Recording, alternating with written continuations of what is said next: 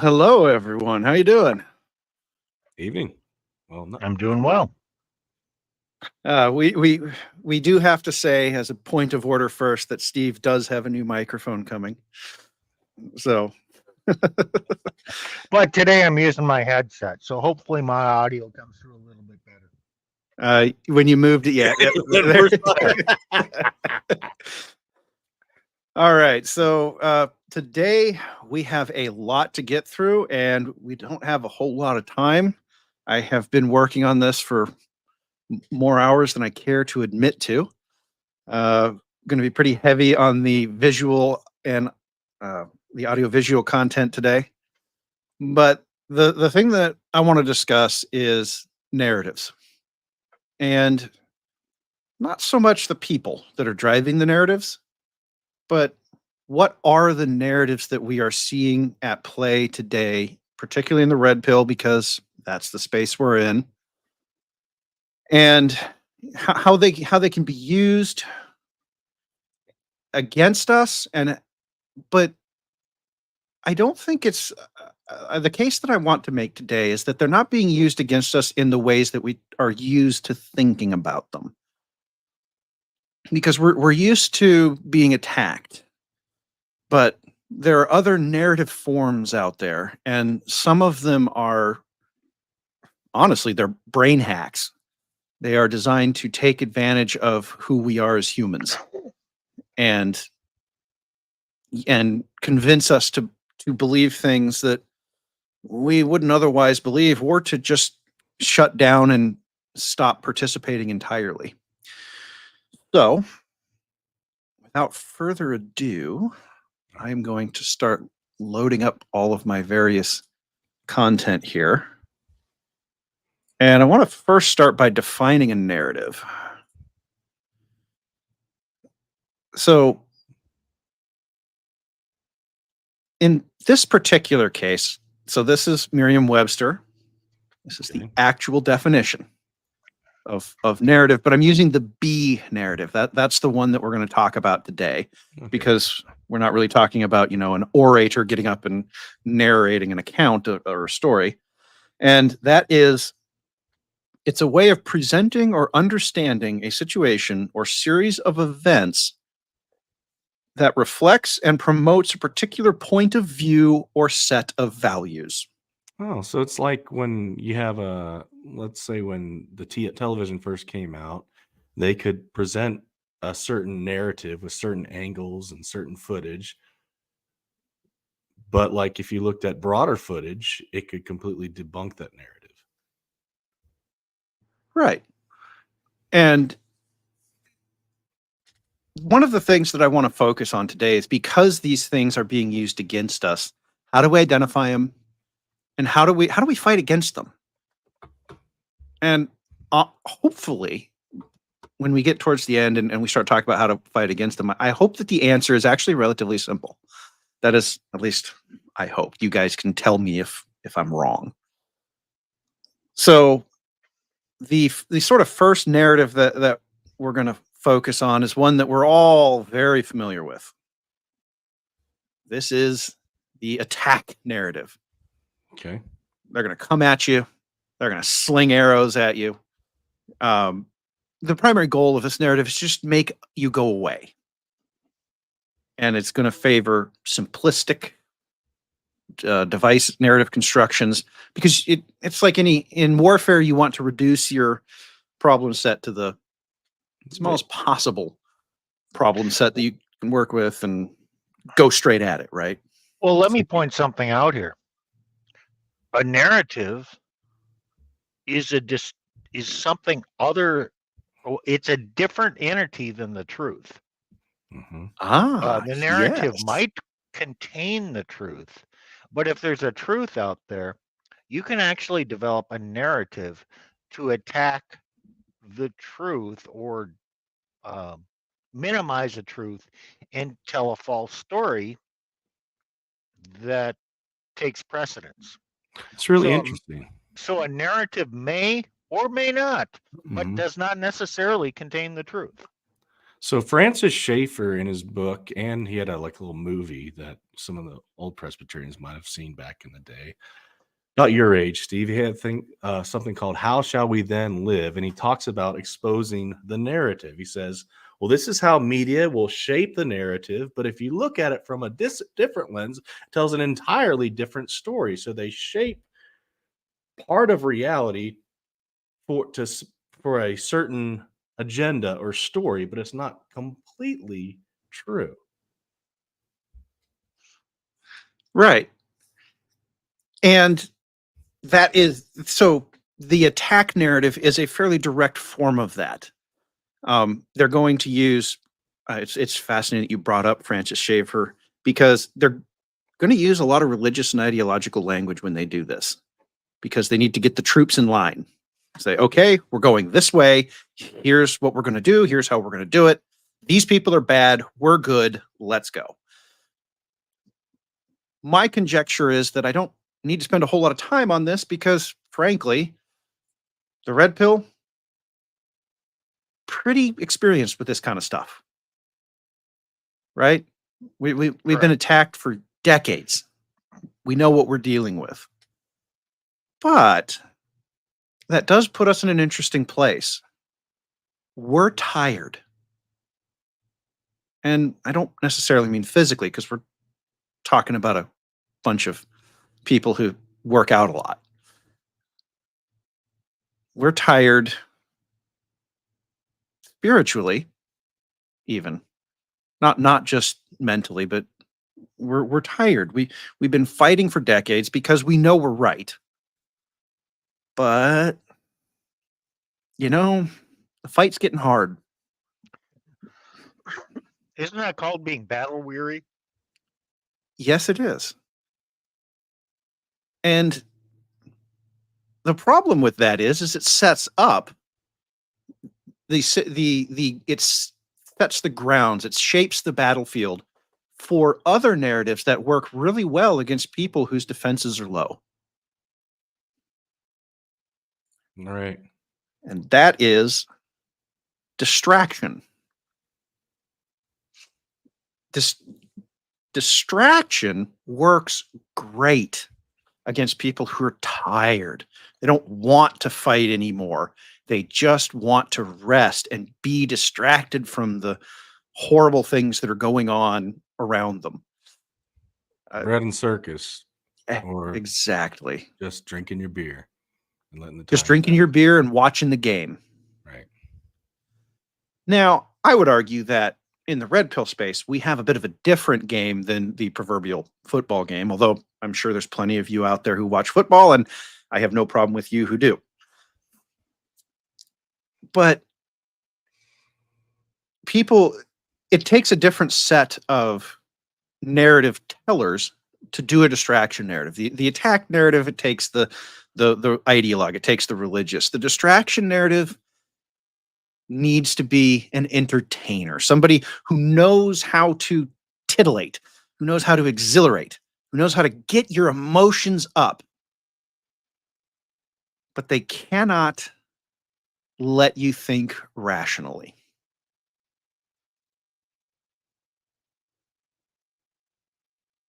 Because if Yeah. you ever stop to think rationally, you might go, you know what, this really isn't actually that good for me, is it? So it's like an opiate. A little Like just a little bit. so this is like the land of the lotus eaters.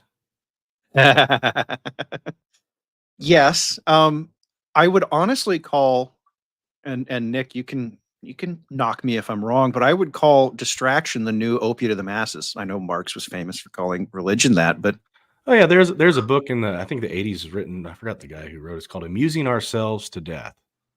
So it was a good book. Talks about basically people inoculating themselves. It's both 1984 and Brave New World. yes, exactly. And I mean, yes, there's lots of people who they always only ever want to be entertained, but the red pill in particular is always focused on more than that. We've always been focused on what is true. I'm not going to use the word good, but maybe, you know, better than what's being offered to us in the usual bread and circuses. The red pill challenges men to improve themselves. It challenges men with new ways of looking at things, to change their worldview, to recognize truths, uncomfortable truths, and challenge the blue pill guys to accept some of these red pill truths. That's a challenge. Yeah. Well, Cappy, the power walking champion, which is not actually Cappy, he makes a great point here. Would you rather be happy or right? Well, I think we can all agree most people would rather be happy. Yep. And us in the red pill, we're actually kind of the dour, unhappy people pointing out all of the problems out there. Yeah, Cypher's like, why, oh, why didn't I take the blue pill? Exactly. Shouldn't we all just take the blue pill? So much more fun. So I want to do a little bit of, because this is going to be show and tell, and I want you guys, just don't just take my word for it. I want to show you guys here a little bit of what that looks like. And I want to preface this by saying, yes, this does involve people that you all know. We're not going to name names here. Although, well, okay, no, we will name this one person, Based Oracle. And I will not use any of the weird alliterations of his name. And I say that because I want to set the stage here. This is a 2-part clip where Based is going at a guy and he wins. He actually makes the guy look like an idiot. And then we're going to show a clip from a couple days ago where Based loses. And I want to, once we've watched through it, I want to kind of explain, why I think Based fits in the distraction category. So let's swap that out.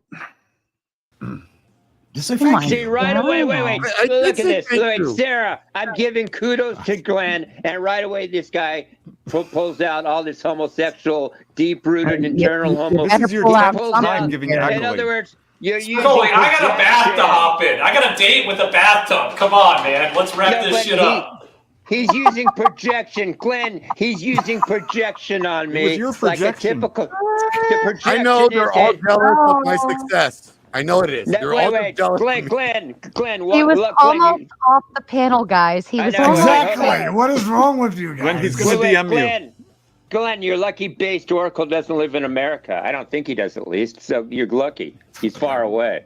All right, guys. Thanks, Sarah. I'm in California, guys. Southern California. Nobody So you can- cares. Nobody fucking asked you. Nobody cares. This is like having a peace agreement between the Germans and the Canadians. I All swear. right, we'll see you later. We'll see you later, Spicoli. Or more like the Israelis and the Palestinians, right? All right. Thanks, Sarah. Okay. Bye-bye. Ah. Okay, so Based actually does a good job there. He holds on to his frame. Carrie is spurging out, right? But what about that entire exchange benefits the red pill? What about that helps us move forward? There's too much Edify. noise. It's too much freaking noise, man. Yeah, absolutely. Too much. So later on, a couple days ago, everyone I'm sure in the red pill now knows this clip because I think a couple of us here even were watching it as it happened. But this is Andrew Wilson coming at Based, and Based kind of loses it a little bit. But the reason I'm bringing this up is I want you guys to hear the difference.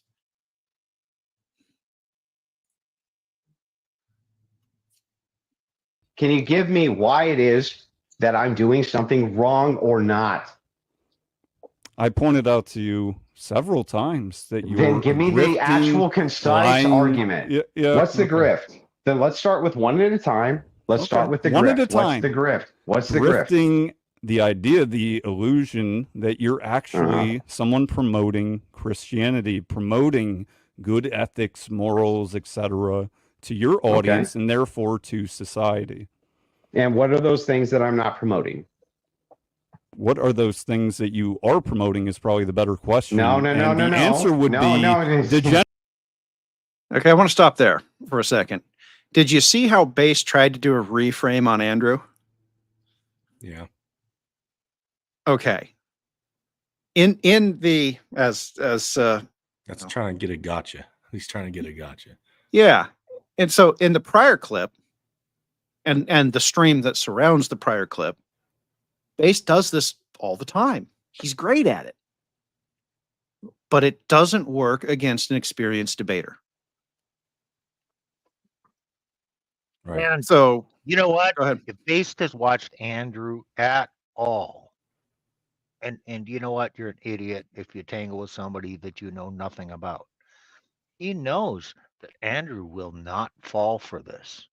It's an amateur technique. It's rhetoric. Reframe.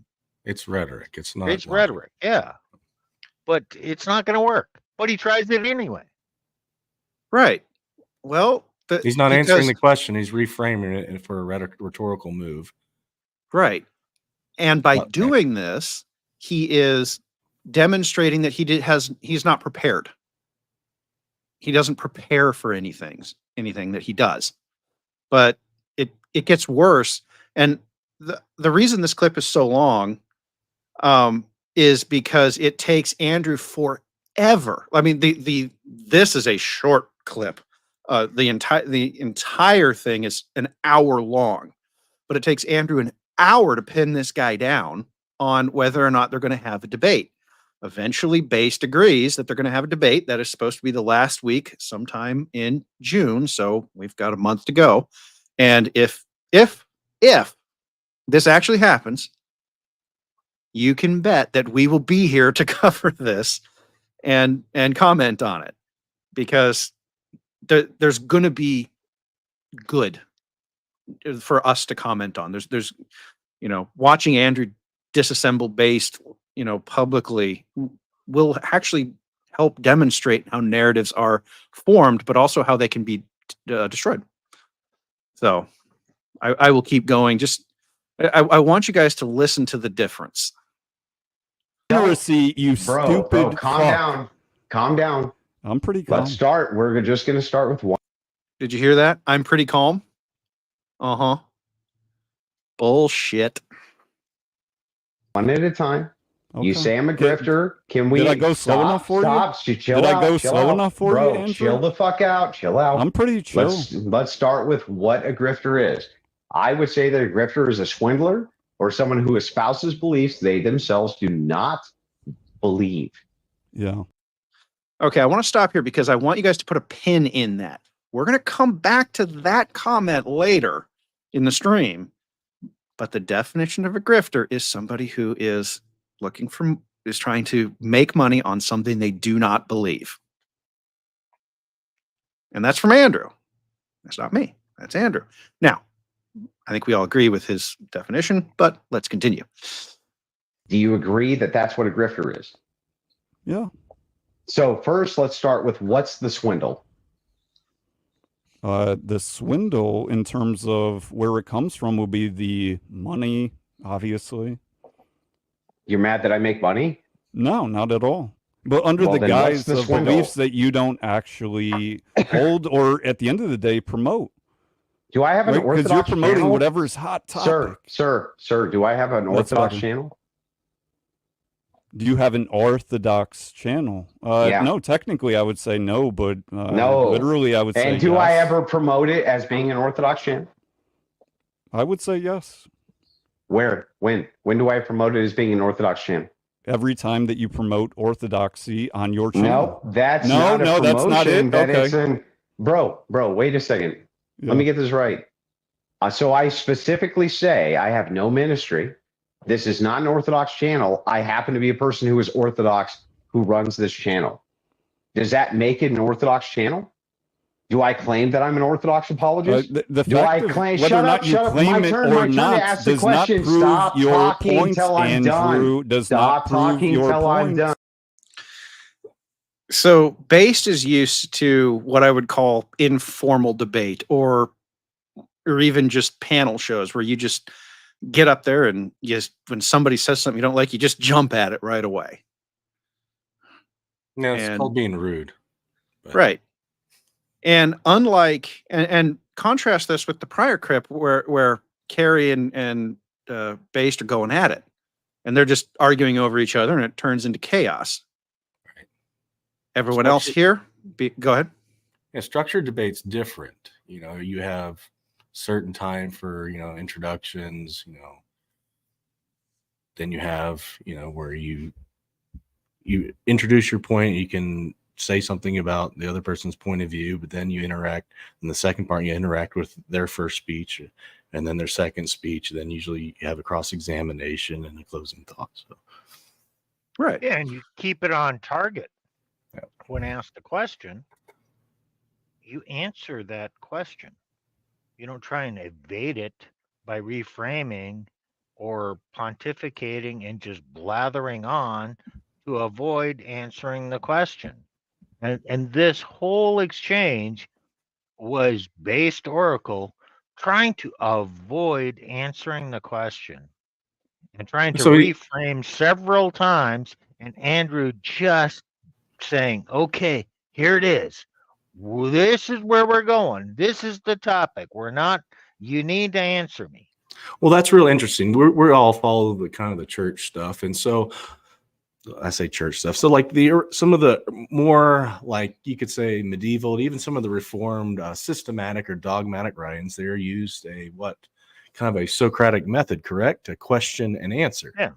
And it's pretty straightforward. It's question and answer. It's not beat around the bush. You ask the question, you answer it, and there might be like different counterclaims and so on and so forth, but you answer each one successively. It's a logical proceeding.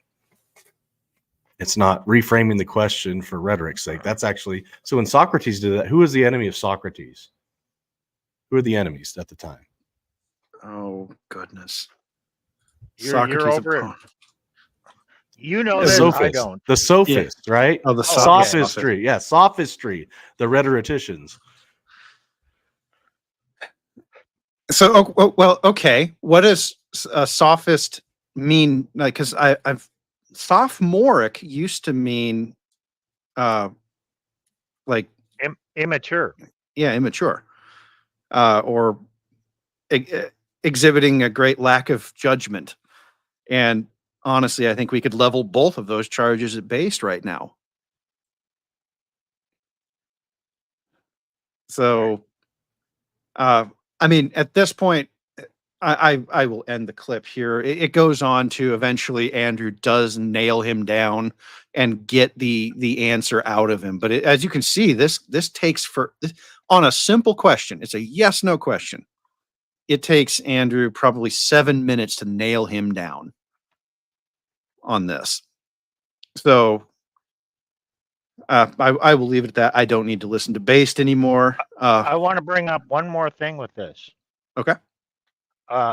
Later on, Andrew called him pedantic.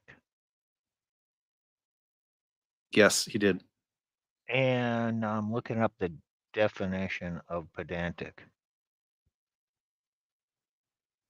So a pedantic person, when you bring up a statement, a pedantic person will not go with the theme, the concept that you're trying to represent.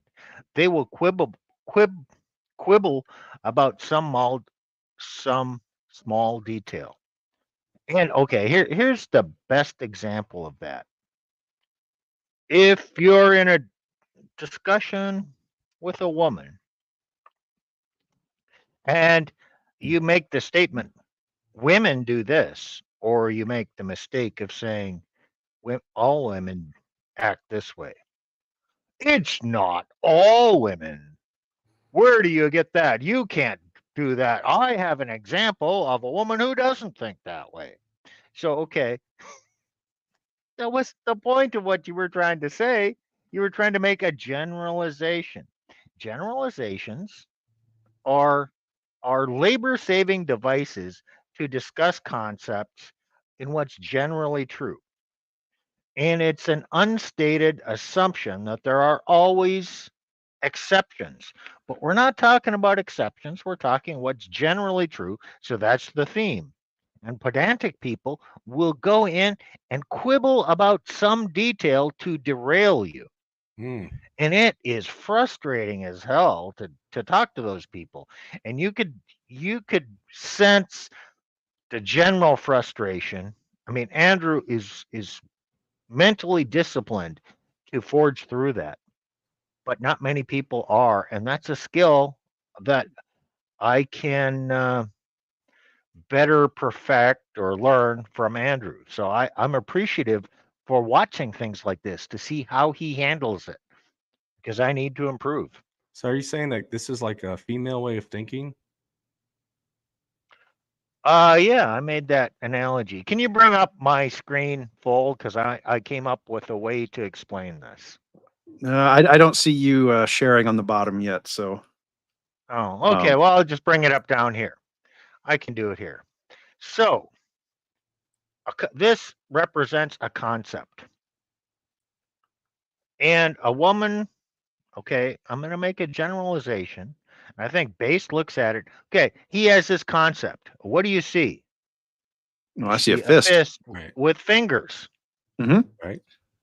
Okay, more advanced people can take this idea and turn it around. And they can look at this side, they can look at this Mhm. side, and examine their view. But if you're well, a lot of people can only look at it from this point of view. So this is one concept. Now what if there's another concept out here? They can't even they have a hard time keeping two concepts in their mind. And so how does this concept relate to this concept? They can't go there.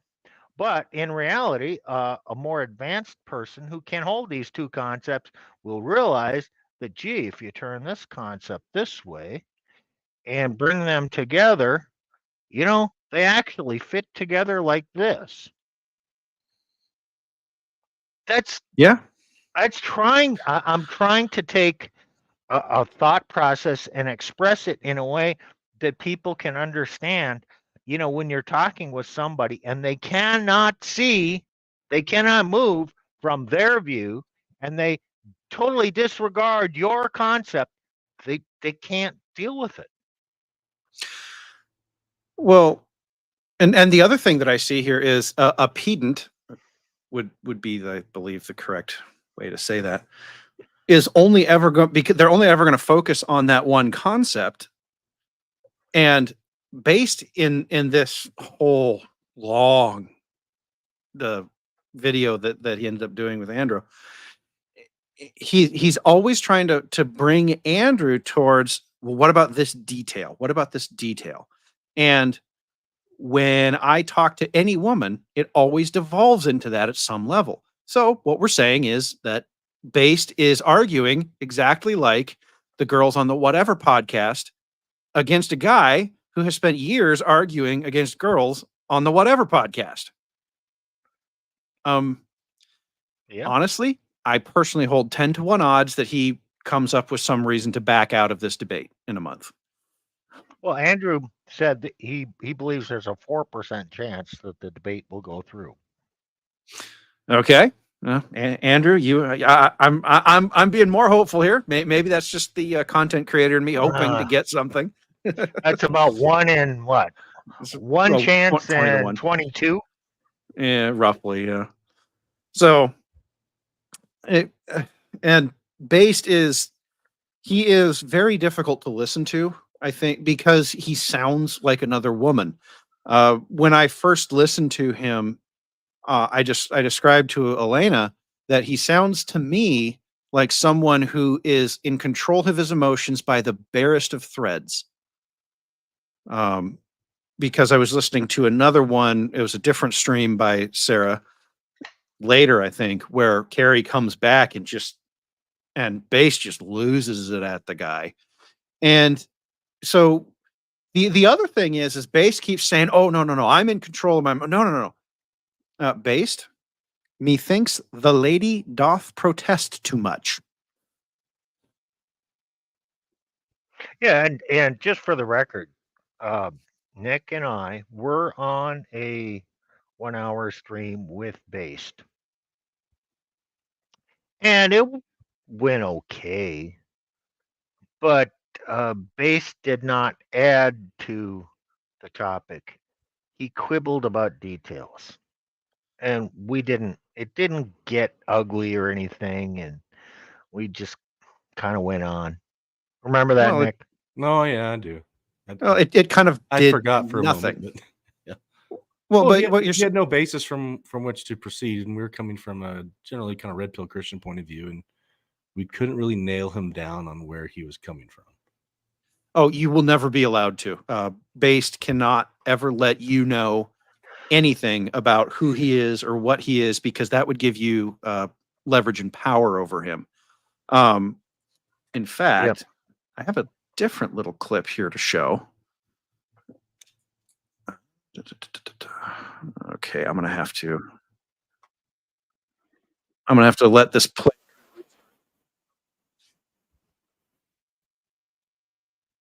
Where'd you go?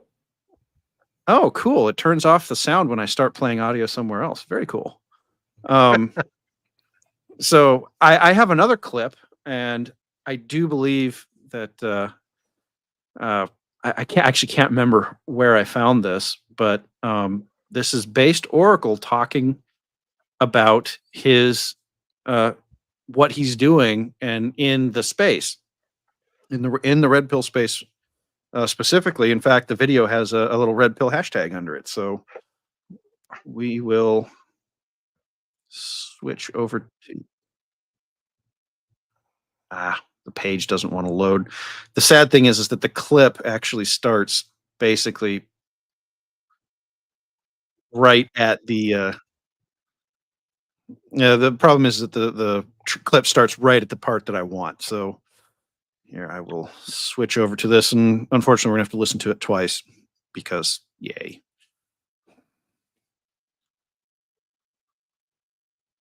I can't hear it. No audio. No audio? No audio. Nope. Oh, right. This is the one that I have to juggle. Okay. We'll figure it out eventually, guys. Or maybe not. Uh-oh. Maybe you just have to struggle through this with us forever. Yeah, pretty much. Okay.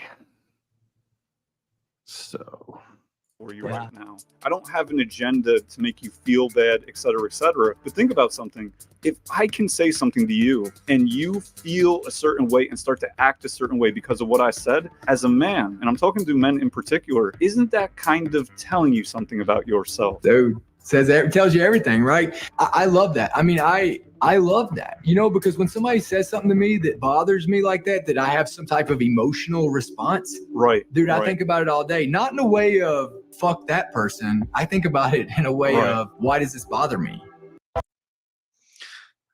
Okay, so he was talking there a little bit, about how he's trying to provoke an emotional response. And that's true. He is. I mean, I think we've demonstrated that quite clearly. But watch him get disassembled by Andrew. The emotional response does not build men. The emotional response builds defective men, as Rollo says, or women. Well, isn't the emotional response a belief that the debate is about winning? Isn't the purpose of a debate really to explore an idea and to uncover the truth? So is Base ever focused on the truth? Or is he completely focused on the emotionality and creating an emotional reaction? He's Well, completely the blood- focused on that. That's the blood sport. Absolutely. Is to tear down your opponent by you win by provoking them. So he doesn't give a shit No. about the truth. No, the truth No. is irrelevant to him. For bread and circuses, it's not the exposure of truth, it's the exposure of emotions or somebody breaking somebody down. Right. So this doesn't help the red pill. I would say this distracts the red pill, but right at the very beginning of the clip, which I think I managed to time here, this is going to come quick, guys, but I want you to hear this. The kind of funnel that I go after is triggering people. And The kind of funnel that I go after is triggering people. And this is a theme that I want you guys to pay attention to for the rest of the video that we do today.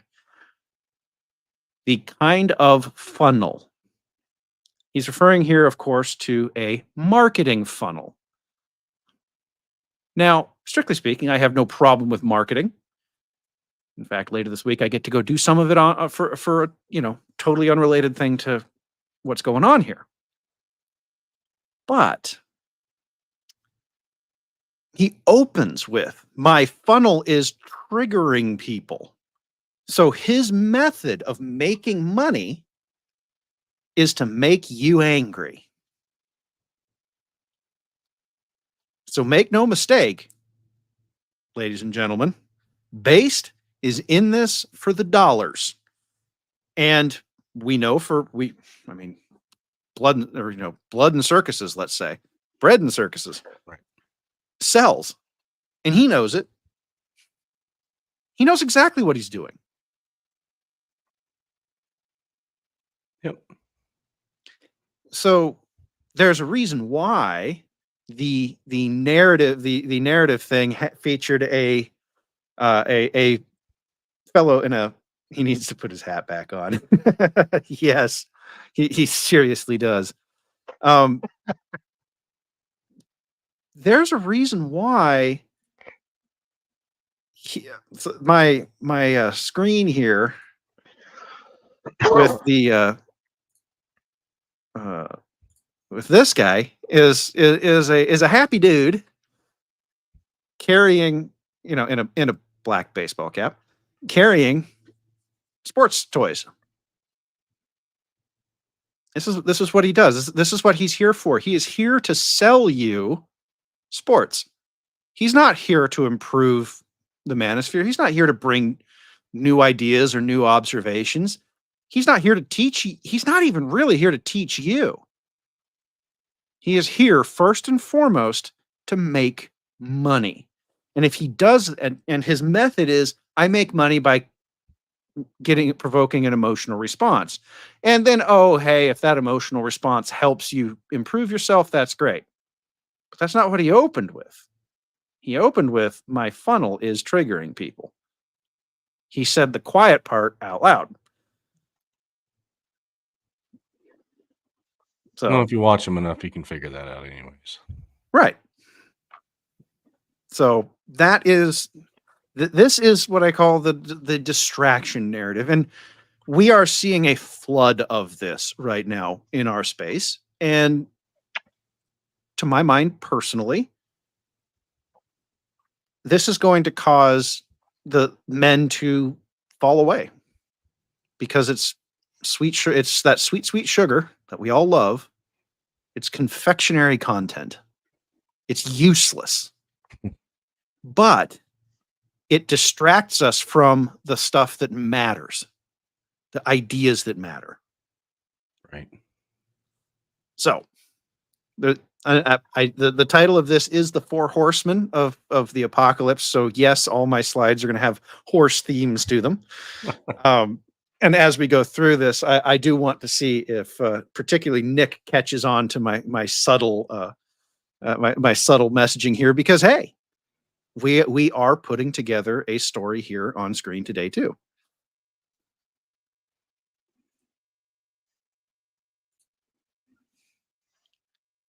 So the next sort of narrative tactic that's being used is diversion. Okay. And or deflection is another term for it. I had to pick one word, and so I went with diversion. But deflection is another great word. The traditional media loves this. It's actually their preferred method. Although lately they've gotten more into attack and the blood sport side of things. But deflection and diversion is most effective against the weak-minded and the irrational. And that's because for diversion to work, I need to be marginally attached to start with. You know, it's like in red pill terms, it would be like, well, I agree with everything these guys say, but do they have to be so darn mean about it? So is it like infiltration and subversion? That's part of it. I think this is more like the magician. Watch this hand. Don't pay attention to what my other hand is doing over here. Interesting observation. I like it. So this one follows kind of so the distraction narrative is more about whatever it takes to get your eyeballs on me. The diversion narrative has a bit more of a plan to it. First, for diversion to work, and you'll watch magicians do this. I had an opportunity recently to see Penn and Teller, who I maintain are probably the greatest living magicians in the world right now. First, they need you to accept a premise. So every one of their acts starts with a story. Why you should listen to them and watch them, right? So for a diversion to work, the person who wants to execute the deflection has to come in and become accepted by the group. They have to be somebody that you're willing to listen to. And only after they've been accepted are they going to start to bring up arguments of, well, hey, you know, do we have to be so mean about it? Do we have to be, you know, well, but what about all the you know, these group of people over here? And, you know, I hate to say it, but, you know, there has been recently in the red pill a bit of a bid towards single mommies. And it's no accident in my mind that a particular Sarah is a single mom. She has said so in her streams. She had a kid out of wedlock, got married, had another kid, then left that kid, you know, left that dad. But understand that for her, it is most beneficial for us to say, well, yeah, but I guess the single mommies aren't that bad, are they? Or, you know, but note how the red pill has never traditionally held single mommies in regard. We've routinely talked about the risks of single mommies. You know, and on Saturday, Nick and I and your wife Elena did a stream on single mothers. I think that explored the issue very fairly, and it explained what the risks are and what these single mothers have to do or should do to become wife material. Right. I think there's a lot of hope in that stream. There is hope, but can a tiger change its stripes? Well, hey, with God, all things are possible. well, I would go back to there would need to be some sort of penance and some sort of a single mommy is going to have to acknowledge that she's going to have to accept a situation that is not the ideal that she wants. Yes, you're saying penance and humility. That's what we talked about. Okay. So everyone, if you want to go watch that stream, it was cross streamed to the Resurgence, but you can also go look it up on Elena's Bar Fitness channel if you want to. So that stream does dig more into this, and we might have planned it a little bit this way, guys. But the last thing that the diversion is going to do is they're going to try to single out a small number of people as the people who are really driving these quote unquote problematic components of the group, or of the norms and the culture of the group. Because marrying a single mom comes with an objectively larger amount of risk for any man. It's Right. not your kid. You lay hands on that kid, you get destroyed in court. Like, that is an objective reality. Nick, I'm sure, can come up with story after story of us based on his time of court of stuff like that happening. That'll be for a different stream, guys. But all of a sudden, we have single mommies now in the red pill trying to say, hey, you know, us single moms, we're not that bad. Well, you might not be the worst, but I've noticed that you don't talk about the problems of marrying a single mom, or if you do, you acknowledge them and say, oh, well, that won't be a problem for you guys. You're red pill. You're smarter than that. No, also the deflection. You know, there's deflection, failure to take ownership, and Right. And over and over again, you see failure to take ownership and some spin-off story to basically let them be accepted in the group.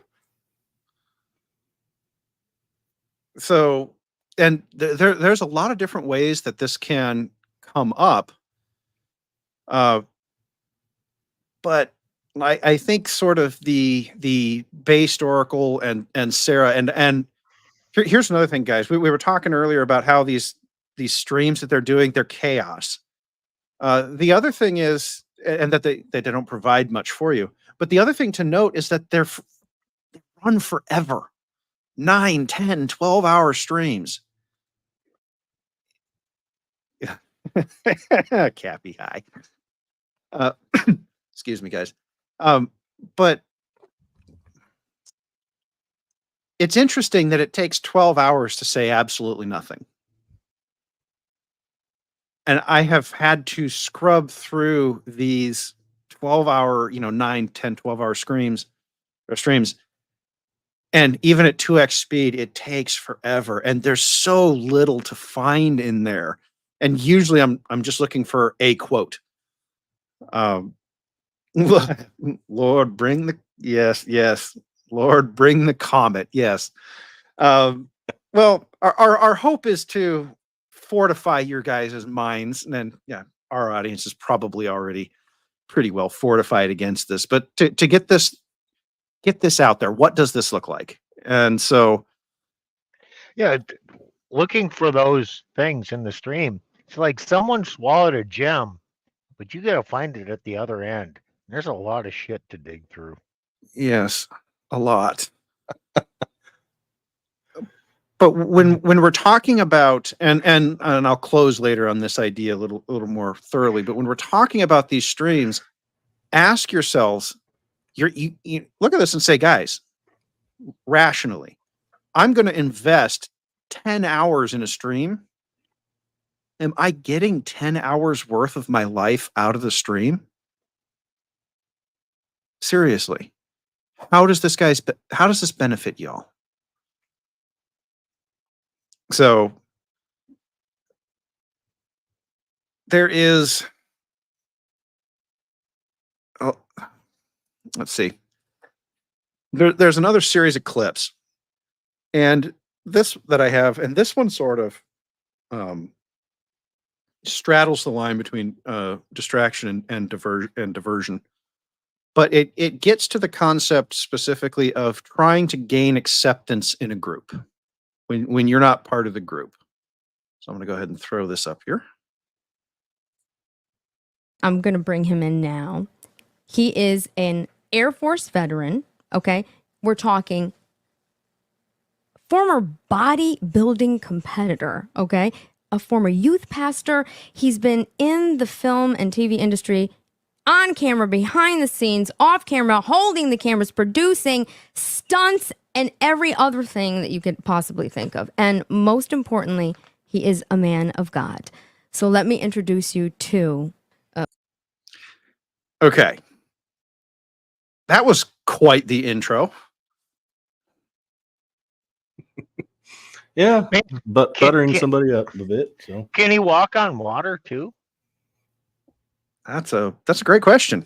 No, I mean, okay, it reminded me this this time. is this is just sucking, just major suck up. I saw this in seminary, right? I'll give an example.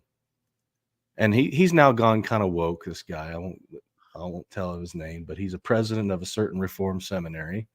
And his intern introduced him as the most high Reverend Dr. Chancellor and God. CEO. I was like, what? This guy's a minister or a professor. Why do you gotta? I think he was trying to score some points with that guy. Oh yeah. So this goes on for a bit. Put some things on trial. We might destroy some things, but you had a really good question, which is, where do we go from here with the red pill? But listen, Where do we go here from the red pill? Okay. I don't know you. Why do you have the right to speak to me about where we should go with the red pill? Where did she come from? Oh, well, isn't that a fascinating question? Why don't we take a little bit of a look here? Sorry, guys, I have a lot of windows to juggle. Why? But here we go. Add. Okay. Well, so this is an interview she did. This is probably back in 2012, if I recall correctly, or 2016. Okay, so about 8 years ago. What was the most memorable day in your musical career, and tell us why? Being able to perform at the Super Bowl tailgating throwdown. Okay, so she's a musician, and Cool. I didn't include it in here, but if you listen to the same stream, she does talk about how she can play guitar. Okay, well, cool. Yeah, that's cool. Here's some more evidence of her playing guitar with her. There's her with her guitar. Here's her with her guitar, and there's the mole. By the way, if you guys can't see it, I apologize. The picture quality is old. But if you remember back to the stream, she's dressed fashion conservative. Oh, but we have this picture. Don't know where this came from. She has a lot of the standard sort of Hollywood gotta look pretty pictures. Okay, so she's a Hollywood person. Okay. Mm. Yeah. She did this interview. I don't know what the hip spotlight is, but it's some sort of music video company. Okay. That's her again. We can see the eyes, the lips, the mole. Okay, we've got that. But what's she been up to a little more recently? Well, why don't we take a look here? 8 months ago, it's her first video that she, at least publicly, could be more private, who knows? She's doing all this political stuff. Okay. Politics. Oh, Rhino, GOP. Okay, so she's kind of on the conservative side. Yeah. She's on the conservative side, and I think in this. And then True Lies. Isn't that Nikki Haley? Okay, well, she's kind of attacking the lefty side. Okay. Yeah. Okay. But then this goes on and on for months and months, and we scroll up here. Oh, this appears 5 months ago. She calls it OnlyFans on trial. This is the first one. Well, I want you guys to see something. 938 views, 909 views. These are the two videos around it. 2.3K views. Okay. So she starts to pick up, but this does really well. Then she goes back to her content. Oh, OnlyFans on trial again. Oh, hey, that did really well. OnlyFans on trial again. That did really well. The two videos that she has that have higher views than her OnlyFans content are videos on the music industry. So she clearly has connections to the music industry. Okay, yeah, great, yeah, sure. And then the political content 3 months ago starts tailing off significantly. Now we're down to all this OnlyFans on trial. And then by the time you get to 2 months ago, there's 2, And then, Red Pill on trial. 1 month ago or so. Yeah, one. Okay, and now all Red Pill.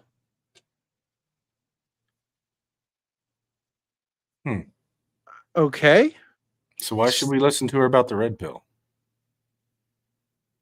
According to her metrics, I should listen to her about the music industry. That makes sense. So, but she still keeps up this OnlyFans on trial. It's all she does anymore. So that seems to be a theme that continues on, but that's kind of like, just call out these bad women, which, okay, the red pill does that, but there's a lot more to women's behavior than just calling out women who go on OnlyFans. And so, okay, so where does the red pill go from here? I don't think she has much understanding of real content of the red pill, and she only views it in from one side. Game and call out the OnlyFans girls. That's the red pill. Man, Well, how boring. Calling out the OnlyFans girls very popular in the TradCon space right now. The Nala thing certainly kicked it over. So I'm not trying to say that she's a good person or a bad person. I don't know her at all. Never spoke to her. My question is, I'm not being critical of her either. The whole Nola thing, it's more than that. There's a lot of discussions about sincerity, whether it's a grift, and is it permanent? Is it real? There's a lot of worldview discussions around that. And it's not all just about calling her out. well, and another question I have is, the red pill already has somebody who does content like this. His name's Donovan Sharp. I don't agree with everything he says. In fact, I think you can point to any content creator and you'll find a content creator who disagrees with them in the red pill. One of the features I like of the space. But do we need another person doing this? I mean, is there a something Donovan has missed? I don't know. Well, maybe, I'm going to take the but point of view that yes, we always need another person doing this, but they need to bring something of value, some unique view. They can't just be kind of a me too. Oh, yes, I agree with this, and I'm just going to pile on. Me too. I'm using that kind of as an analogy. Well, it's So true. What does she contribute? Right. Now, she admits in the interview that we clipped there, she admits that she doesn't actually know much about this space. Okay. So why are you speaking? It takes years for women to learn enough about this space to speak cogently on it. I'm going to say a name that kind of causes some consternation in parts of the red pill, and that's Pearl. She's been dealing with this content for years. Okay? Pearl doesn't need to be, approved by the red pill, she needs to be taught by us. She needs to be constantly, like, okay, Pearl, here's like we did with the Michael Knowles debates. Okay, here, Pearl, here's how you can improve what you did. Here, this might be a better argument. But we generally know that Pearl's pretty much on our side. I mean, her channel's been demonetized, so it's actually fairly hard to make the whole grift argument against her. So true. But she paid her dues.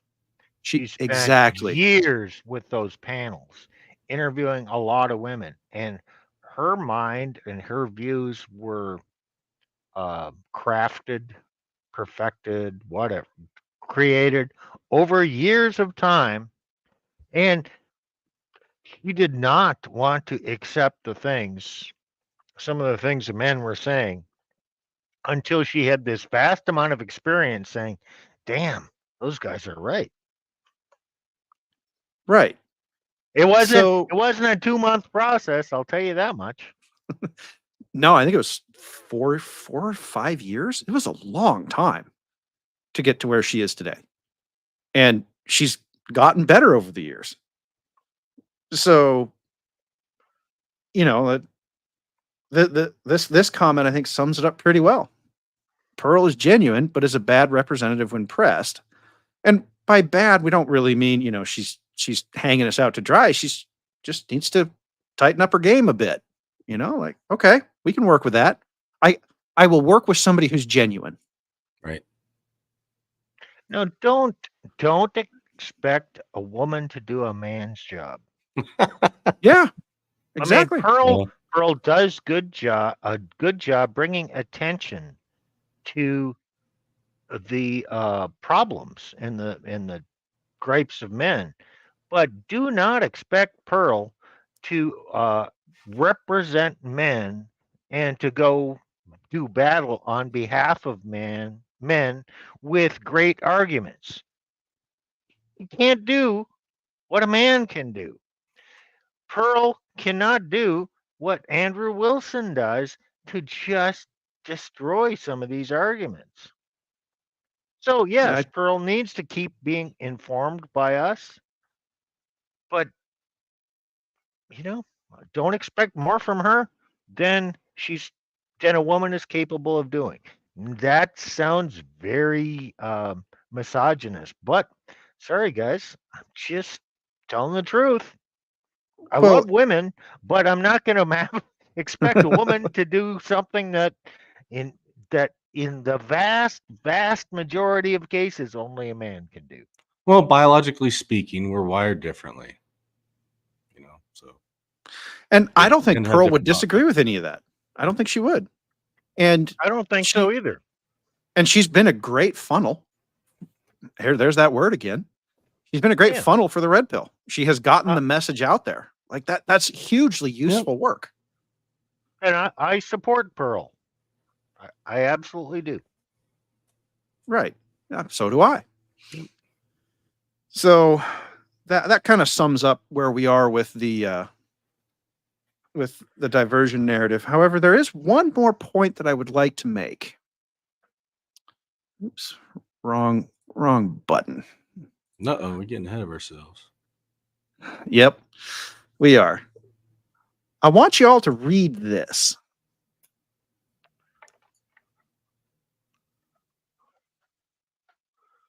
Check out your favorite news from the manosphere. And then it points to her channel. This is the Raging Tomato. Now, it actually used to say something along the lines of check out the news from, you know, your manosphere reporter or something like that. She actually used the word reporter. Red Pill Reporter. Yeah, Red Pill Reporter. Yeah. That was it used to say that. The language has changed. But when we're talking about diversion and deflection, the reason that the media loves this strategy so much is because the media has set itself up as the arbiter of what you, dear listener, should and should not be listening to. Oh, They shape the narrative. Yes. I got to point out something else here. Oh, here we go, Steve.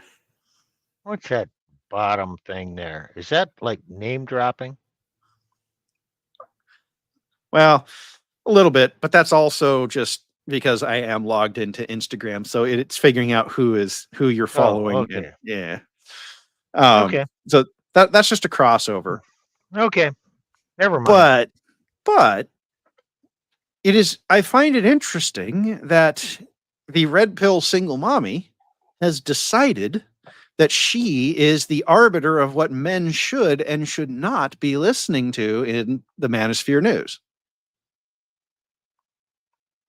Well, does she do news, or does she just host these streams where she invites like 7, 8 guys on there, and they just prattle and blather and go on and on and on for 7, 8, 9 hours, and nothing of substance is ever said? So she sets herself up as I am the news, I am the reporter, and then funnels you to nothingness, Well, oblivion. entertainment. Entertainment and a toning down, toning Yeah. down of the message. A watering down of this is the red pill that this is the narrative the narratively approved red pill. Oh. Fascinating. So these things that we've talked about today, it seems to be kind of coming into the red pill, but all these things kind of lack substance, or many of them lack substance, and they kind of distract from the truth. Well, it's interesting. Or they Wasn't the have red their own themes. It's just like, okay, some new guy comes in, doesn't know any of this stuff. What the hell is this red pill? And then he comes across this stuff. Will he ever get the idea? What is the red pill? Oh, it's just a bunch of men slamming on women and just a bunch of blather and prattle and criticizing OnlyFans. Yeah, okay, that's the red pill. Boring. I'm gone. Well, the red pill changes your whole kind of framework of viewing the whole lens in which you view reality, right? You're awakening to reality, right? Yep. And so what they're doing is, well, we don't like red pills going mainstream, so perhaps some people, single mommies or others or whatever, they don't like people awakening to that reality, and so they want to redirect, right? But To divert. yeah, to something So- that's more acceptable. So The blue pill. we are getting close to the end here, guys. There is one more horse, the final horse of the narrative apocalypse. This one is a little bit more for the future. We're not seeing too much of this yet, but you will. And that is co-opt. So once these worthless narratives, useless narratives become embedded, they will consolidate and they will attempt to erase all references to the original sort of thought leaders. And then they will claim that they were the true leaders that brought you your victory and salvation. And see how nice and benevolent we were. We gave you everything you wanted. We gave you the bread and circuses. We gave you, the rest and relaxation. We brought you out of the dark and into the light. We made you accepted. See how great we are. This is rewriting history. Well, that's always the last step. Mhm. That's always the last step of a narrative campaign, isn't it? Mhm. Right. That's what So- that's what the Yankees did to the South during Reconstruction, imposing their I government school. knew he was going to bring that up. Well, Hey, you can- Nick is a Southerner at heart. Nick is. So there is a video, and this is an interview from 1984 that was given by a fellow named Yuri Bezmenov, and he was a KGB propagandist. And I have to make a couple notes here because the interview is an hour and a half long, and we weren't going to watch all of it. So I edited it down to 3.5 minutes, I believe.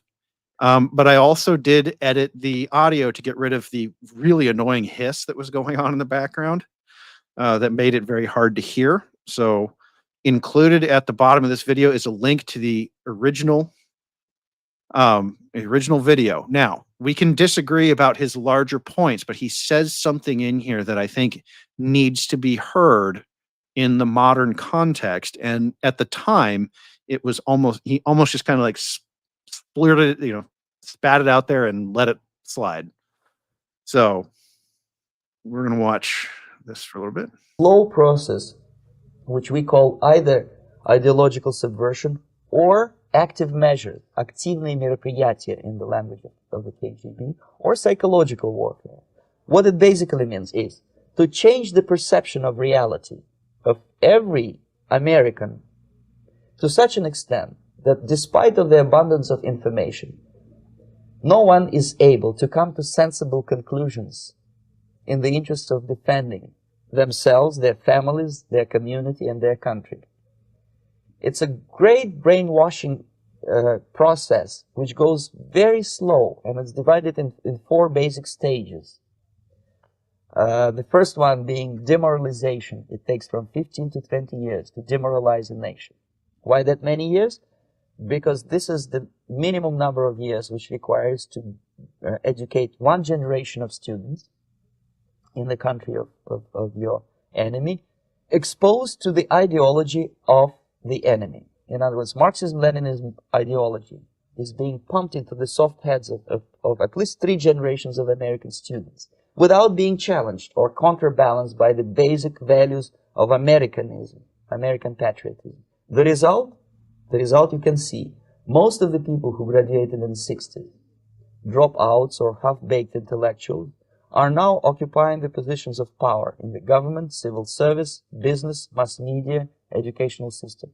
You are stuck with them. You cannot get rid of them. They are contaminated. They are programmed to think and react to certain stimuli in a certain pattern. You cannot change their mind, even if you expose them to authentic information, even if you prove that white is white and black is black, you still cannot change the basic perception and the logic of behavior. In other words, these people, the process of demoralization is complete and irreversible.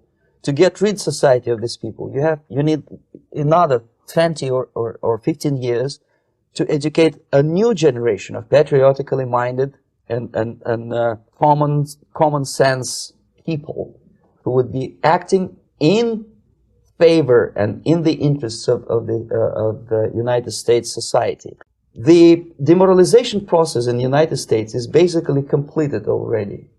For the last 25 years, actually it's overfulfilled, because demoralization now reaches such areas where previously not even Comrade Andropov and all his experts would even dream of such a tremendous success.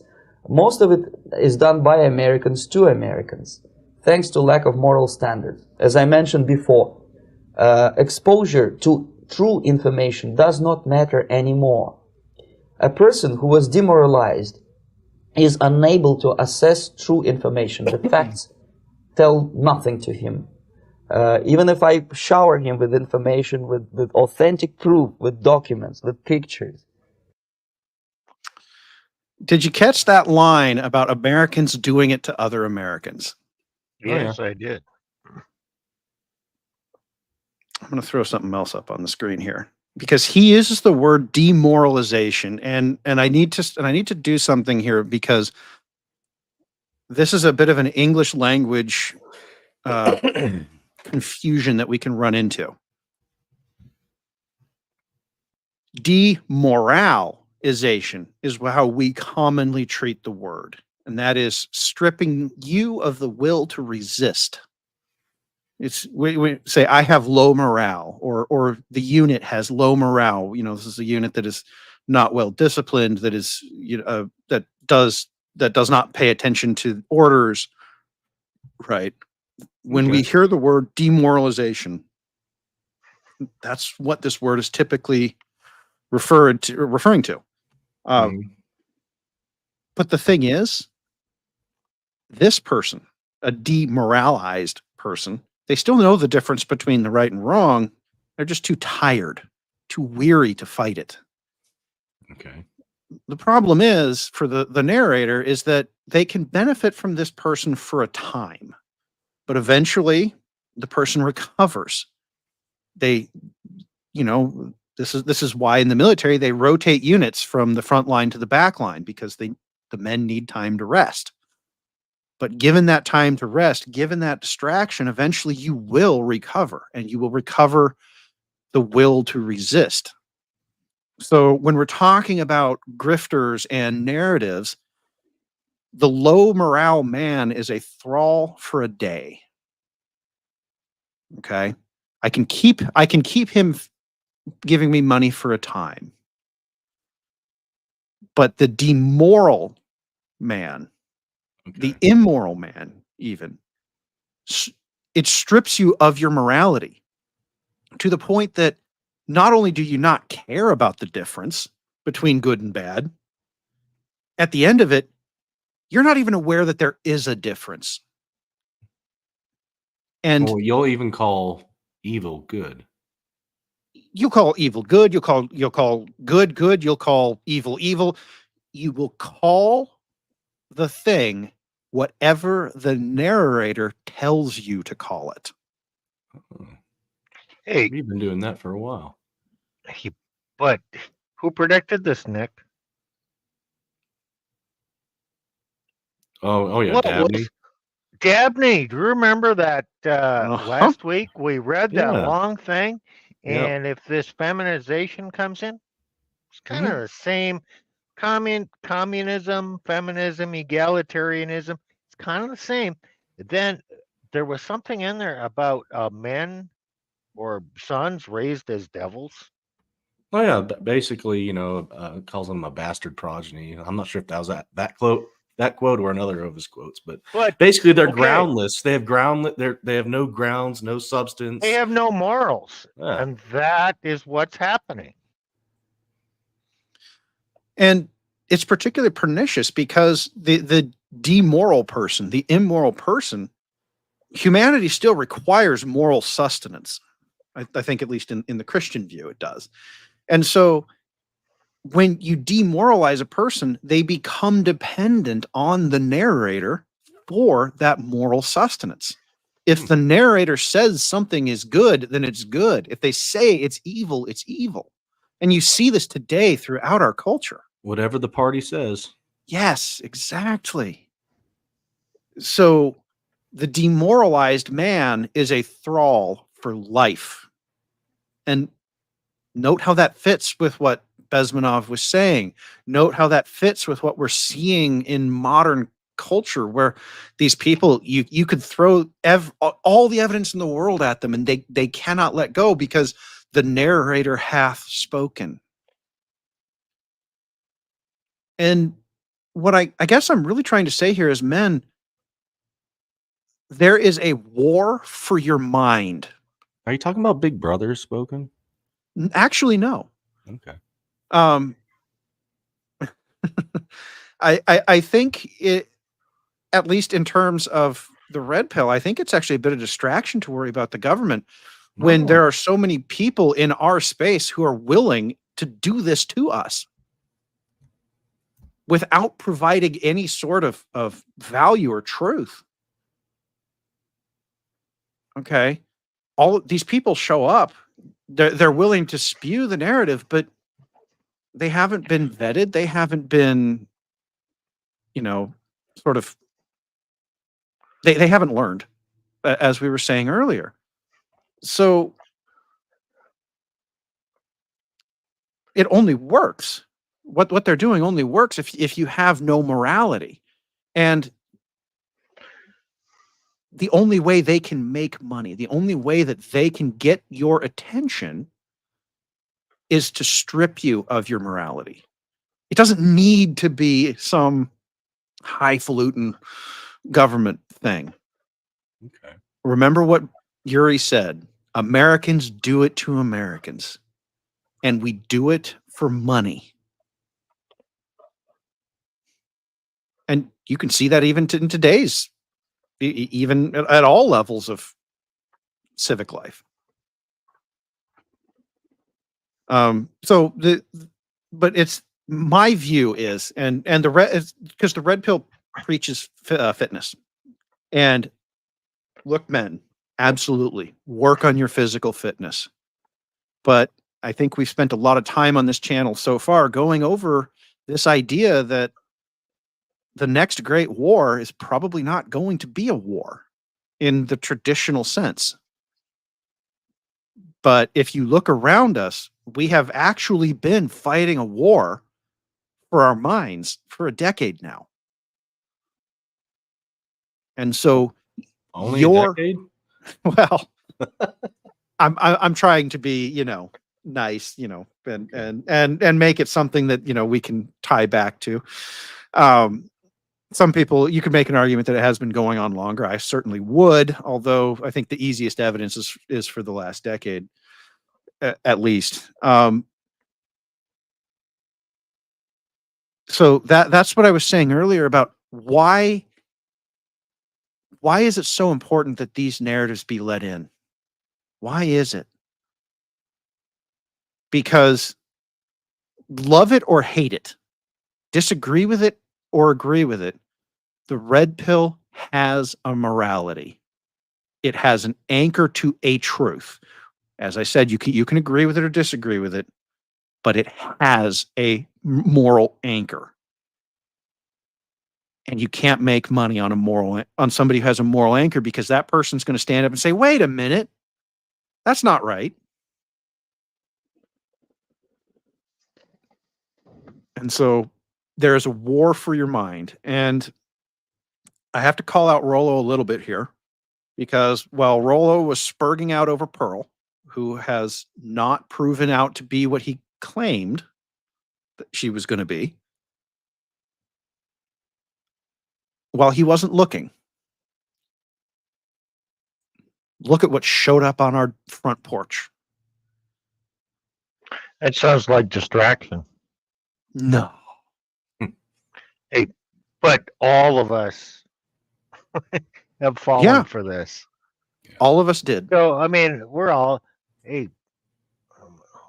how many of us fall for the woman who love bombs us or overtly compliments us or distractions here or there? We make errors. Men make Oh, yeah. mistakes all the time. So that doesn't prove that everything a man said is bad just because he made a mistake or he didn't see something coming that maybe he should have. Okay, that's life. Been there, done that. Yeah. I have, I mean, I disagree with Rollo's and I calling out a Pearl, and I disagreed with him at the time, and so did Elena, but that is not enough for me to say, well, we need to cast him off. Yes, he was wrong. You want to know something else, guys? All three of us? Mm-hmm. I don't know about you guys, but I've been wrong all the time. Well, I said I've been wrong all the time too. Well, that's why we found the red pill, wasn't it? We were wrong for yeah, just a wee little bit, yeah. Hey. So I can work with a man I disagree with. And Rollo has been right about a lot of things. In fact, I would say that he was right to say that we need to gatekeep the red pill. I think we do. I think he picked the wrong target, but that's easy to do in the middle of a war. Really easy to do. So that in itself is not enough for me to say, no, we can't listen to Rollo anymore. No. Rollo has intentions to help men navigate through this strange world and provide them explanations for things that confuse them. That's a person who wants to help others. Now, do I agree with everything he says? Absolutely not. But I think he's got a good heart and a good motive. And he's not really grifted to the point of sensationalism to maximize money. He still delivers his red meat every Sunday. He still talks about he still talks about the problems. Yeah. Yeah, that's good. You got to respect him for that. Yeah, I read his books. I appreciate his books. Do I agree with everything I read in them? No, but they were really helpful for me when I was going through a bunch of crap.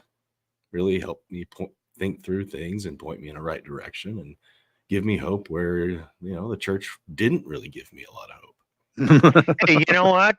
If men always pretended to agree with other men, they'd be women. Oof, ouch. Yes, that's very true. So I have one last slide here. It's a quick slide. Most people know Sun Tzu. Most people know the bottom quote.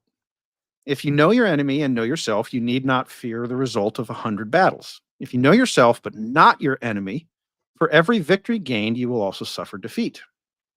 If you know neither yourself, neither the enemy nor yourself, you will succumb in every battle. Most people have heard some variation of this. And this is why I say we need to be mentally prepared. We need to know ourselves, and we need to know our enemy. But part of knowing yourself is constantly monitoring yourself and the people around you. You must be aware of the forces that you're working with just as much as you need to be aware of what your enemy is working with. However, this other quote, I think, is almost more applicable in modern times. It is more important to outthink your enemy than to outfight him.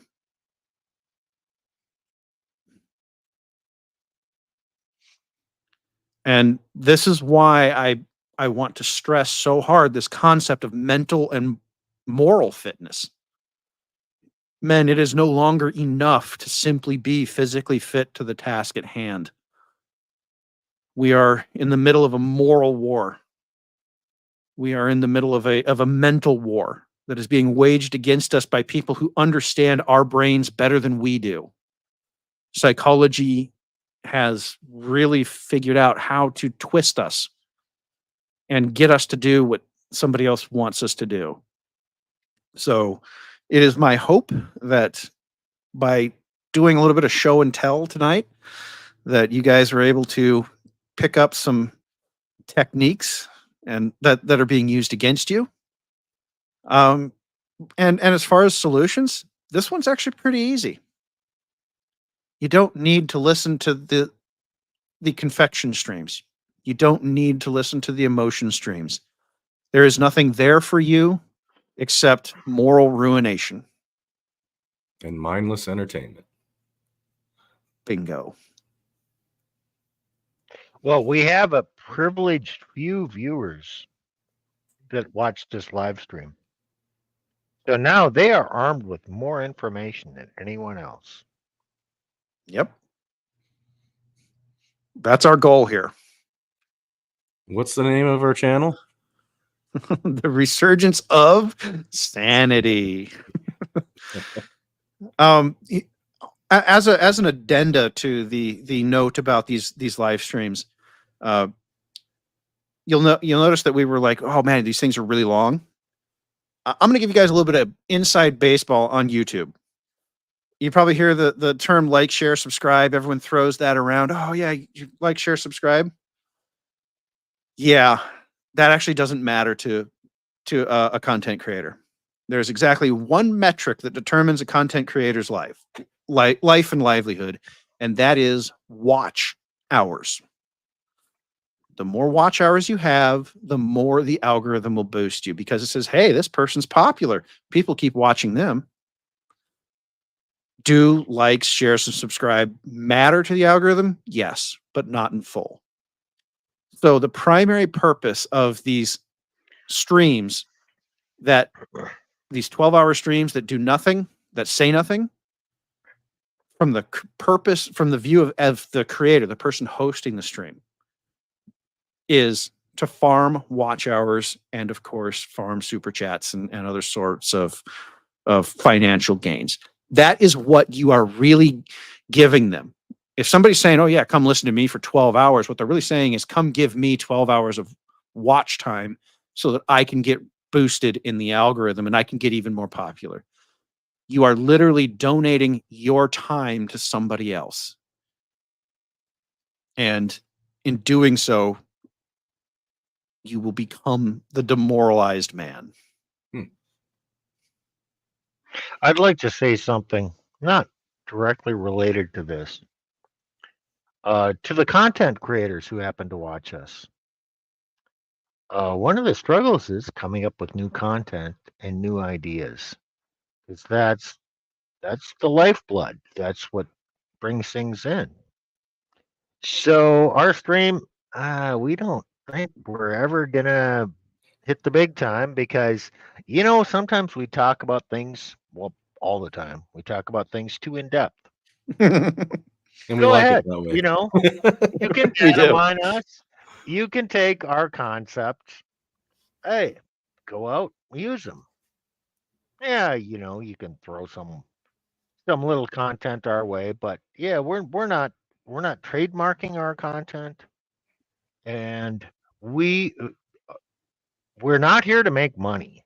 We We got are jobs. here to change the world or do our little part in that.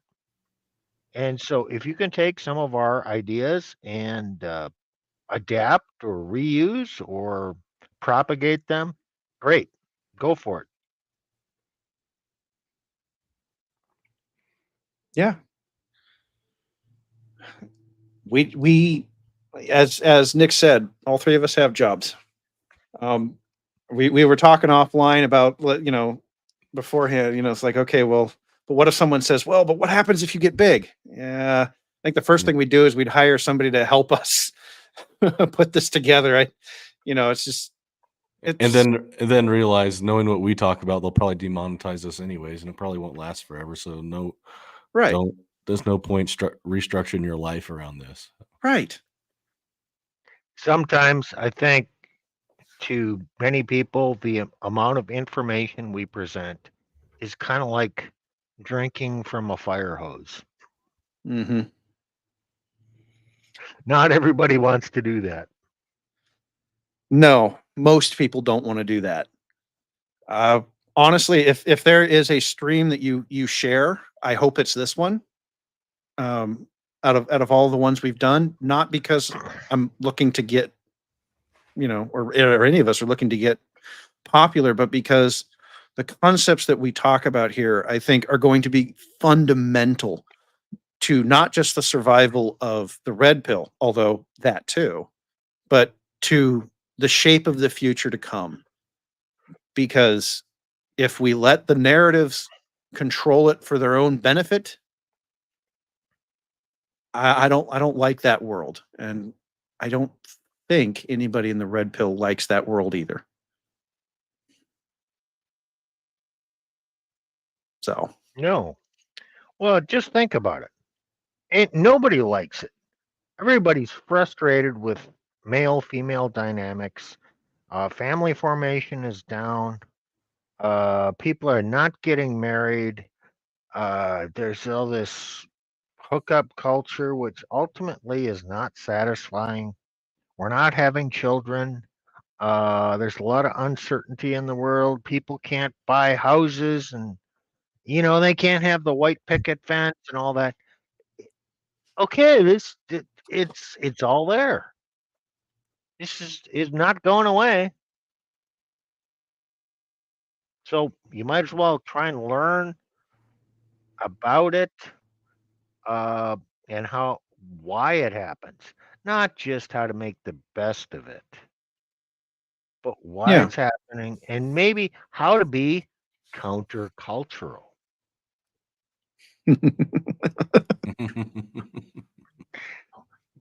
we may not have a precise plan of what we're trying to do, but we do have a direction we're going here. and we make it up as we go along too. Oh yeah. But we still stay kind of on track, amazingly. Strange. It's amazing what accountability partners will do for your life. Speaking of, any final thoughts, gentlemen? Nope. Don't beware being taken captive by the vain philosophy of this world. Oh, that sounds like something a pastor might say. Yeah. But it's kind of apt. Yeah, it is. Well, that's all we have for you today, everyone. Thanks for joining us. Please do like, share, particularly share this one. Subscribe if you feel like it. And we will see you on Wednesday with probably some much lighter content. At least that's what we're going for on Wednesday. I think Nick's got an idea for us about. Yep. All right, Nick, what is it? What did I write down? Oh yeah, the man bad church narrative. Oh hey, yeah, yes, we'll have a little bit more clowny fun with that one. So. Anyways, gentlemen, that's it for this evening. Thank you for tuning in, and we'll see you on Wednesday. Later, guys. Bye.